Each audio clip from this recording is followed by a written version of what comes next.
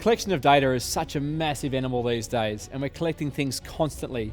In fact, the GPS boxes you may see the athletes wear on the fields, they're collecting no less than 1 million data points every 90 minutes per athlete. My name's Jamie Tout. I'm the Director and General Manager here at the New Zealand Campus of Innovation and Sport, and this is the Performance Institute. In the search for a technology partner, it was really important for us to find good people to start with. With NTT, one of the things that really attracted us to us is an affiliation and understanding of sport and understanding of business.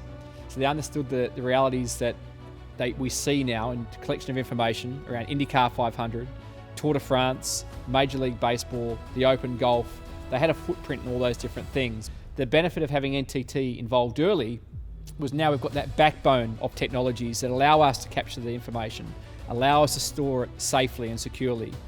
We had 8 teams come through during the build-up to the FIFA Women's World Cup. When they walked around, they saw this as being like the NASA of sports science, and that was really cool. But they made particular reference to the connected aspect of the facility.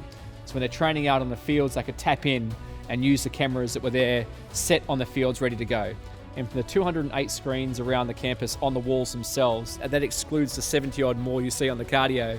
And one of the things the Swedes, I think, did really well, and we've seen the Hurricanes do it as well, is using that amazing screen sharing technology. All those screens allow them to share information, whether it's data, whether it's match reviews, whether it's branding.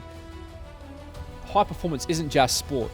We're seeing the transition of leadership and wellness programs across the board. We're having corporate groups come and use the facility. A lot of inspiration for us was looking at the current NTT portfolio and seeing what else they're doing in other sectors and how we could apply it to sport. The likes of the Smart City in Vegas was one. How they can use things like CCTV, not just for looking at people's movements, but actually understanding the analytics behind it. How do we know where people are moving on a sunny day to a rainy day?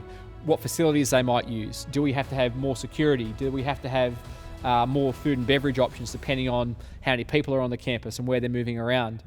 So we're at the point now with CCTV where we've got a really good network, but now it's looking at adding those smarts to it. How can we use it for either profiling and learning, or how can we use it to create a really safe and awesome space? One of the biggest criteria was we had to find someone that could bring all these different partners together.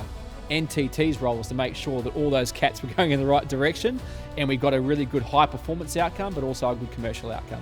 How do we use our environment here to become an awesome innovation and research centre for the likes of NTT? It's actually a proper partnership. How do we actually make each other better by using our campus as the racetrack? And in this case, they are the vehicle. They're bringing in their new technologies. And in this case, the athlete remains the driver because they benefit from having a fast car.